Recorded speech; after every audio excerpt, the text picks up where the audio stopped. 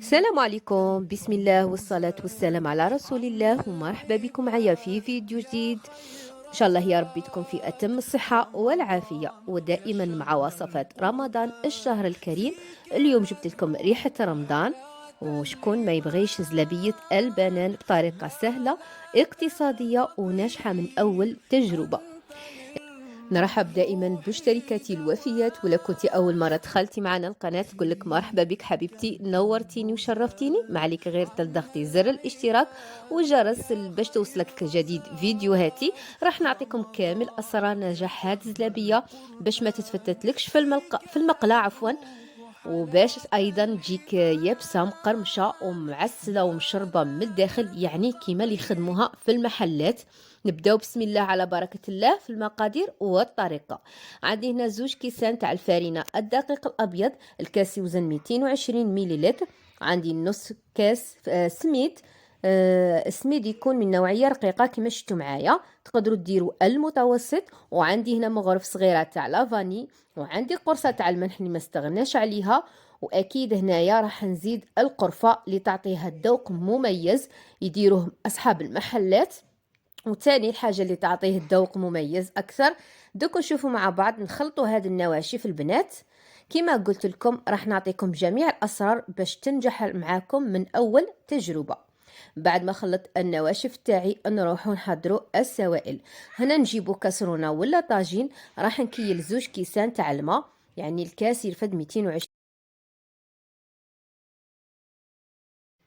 220 مليلتر. عندي ربع كاس تاع الزيت، كيلو دائما بنفس الكاس، كاس تاع ام وليد. وعندي هنا عطر الموز يعني تاع البنان، اغوم تاع البنان. هذا راح يعطيه ذوق ايضا مميز ويعطينا اللون كما نقولوا اصفر الاسبوع القاضي ولا زلابيه البنان. وسر اخر هو العسل، نديروا ملعقه ولا 2 تاع العسل. نخلط جميع هذه السوائل اللي راكم تشوفوا فيها معايا ونحطهم على النار حتى يبداو في الغليان بهذه الطريقه. هنا دايما نستعملوا ملعقه خشبيه، يعني المغرف تاع الخشب تساعدنا بزاف البنات.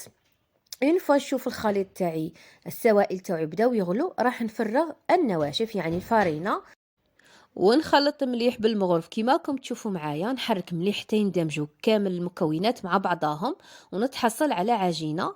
توجور راني على نار قليله فوق الغاز يعني، وانا نخلط.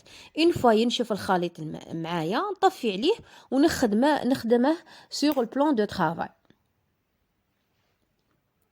صاي كيما هنا راكم تشوفوا تحصلت على عجينه. راح نطفي الغاز ونحطه هنايا ونبدا نخدم فيه.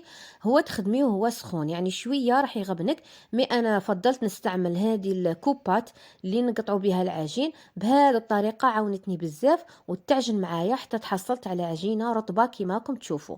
ندلك هذا الكوزوج وتكون واجده معايا بهذه الطريقه. على بها قلت لكم بنات راهي طريقه سهله وناجحه، جربوها وردوا لي الخبر. إلا وصلتي معايا حتى النقطة هذه من الفيديو ما تنساش حبيبتي الجيم باش تدعمي القناة. هذيك الجيم تاعك راح تعاوني بزاف وتعم الفايدة. بارطاجي لا فيديو مع حباباتك واخواتاتك.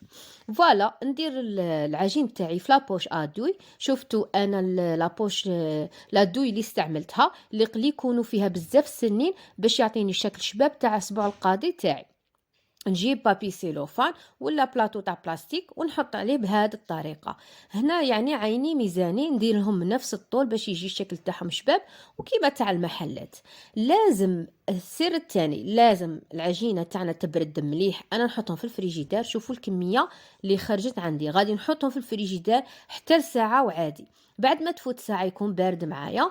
نجيب الزيت كميه كبيره، يعني قيس ما يدخل فيها كامل هذا الاسبوع القاضي ويتغطى مليح بالزيت ويكون ساخن. يعني لازم الزيت تاعك يكون حامي. هذا السر الثالث اللي ما يخليه الاسبوع القاضي يتحل عندك. اذا كان الزيت بارد ولا دافي راح يتحل. وحاجه ثانيه ما تقلبوش بالفرشيطه باسكو ينتقب صار له كيما المعقوده، راح يتقب معاكم وراح تتحل الحبه وتتفتت. نحاولوا نستعملوا الملاعق يعني 2 مغارف نقلبوا بهم الحبات تاعنا. كيما راكم تشوفوا هنا ما قطعت التصوير يعني غير باش سرعت لا فيديو، مي حاولت ما نقطع لكمش التصوير هكا تشوفوا مصداقيه الوصفه. يعني اشاك فوا نقعد نقلب في اسبوع القاضي تاعي. فوالا نقلب عفوا نقلب الحبات كيما هكا بالمغرف مليح في الزيت، ويا احسن ديروا زيت اكثر من هذا. انا هذا اللي كان عندي يعني درت به، بصح الحمد لله خرجت ناجحه، حتى تحصلت على اللون الرائع هذا اللي راكم تشوفوا فيه. انا نبغيه كيما هكا، نبغيه يكون حميمر، الله الله يكون شباب ومعسل البنات مباشره. روح نديره في العسل اللي عندي. هذا العسل البنات راني وجدته معكم، ماهوش تاع برا، بالعكس درته في الدار وخرج لي كيما تاع برا. اللي حابه تشوف الوصفه راهي في القناه. عسل منزلي ايضا ناجح 100%، جربوه وعينيكم مغمضين. اي فوالا نكمل الكميه اللي بقات لي. توجور النار تاعي تكون قويه، نحط الحبات اون فوا يبداو يتحمروا من التحت نقلبهم، اون فوا نقلب ونبقى نقلب حتى نتحصل على اللون اللي راني باغياته. وهكا وصدقوني الطريقه سهله ناجحه مليون، ما تزيديش تشريه من برا، وجديه لوليداتك في دارك، حاجه نقيه بخوبخ وناجحه وبنينه او ميم طون، يعني ما شاء الله. نقول لكم البنات اللي مازالت تتبع معايا في لا فيديو، الا راكي حابه تحصلي على اكثر وصفات من هذا النوع شجعيني بتعليق، وما تنساش تبارطاجي لا فيديو، والا ما اشتركتيش اشتركي حبيبتي، ما تبخلونيش بالتعليقات تاعكم وبلي جيم تاعكم هكا باش نستمروا في وضع الوصفات السهله والاقتصاديه. فوالا نكمل الحبيبات تاعي، توجور نقطرهم بيان من الزيت ونحطهم في العسيله. وهكا نكونوا تحصلنا على الأسبوع القادم ولا زلابية البنان بطريقة سهلة. للمصداقية راح نقسم معاكم حبة تشوفوا بعينيكم، بسم الله. شوفوا كيفاش يابسة مقرمشة ومعسلة من الداخل ما شاء الله. يعني هذه هي الوصفة اللي لازم تعتمديها هذا الشهر المبارك. مام أصحاب شوفوا العسل ما شاء الله، المشاريع يعني تقدروا تديروها، تعتمدوها البنات. الله يبارك، مقرمش معسل، واش نقول لكم، تحفه ان شاء الله شهيتكم في الجنه. مازال راكي تشوفي، نوضي روحي وجديه لوليداتك وفرحيهم، ياك ما فيه لا بيض لا زبده لا والو، حاجه سهله اقتصاديه والبنه ما شاء الله. اللهم بلغنا رمضان يا رب ودخلوا علينا بالصحه والهنا. نتمنى تكون لا فيديو تاع اليوم كنت خفيفه عليكم البنات. ما تنساوش تدعموا القناه، ونقول لكم الى فيديو اخر وصفات اخرى. نلقاكم ان شاء الله بصحه وعافيه يا رب. دمتم في رعايه الله وحفظه. استودعكم الله الذي لا تضيع ودائعه، والسلام عليكم.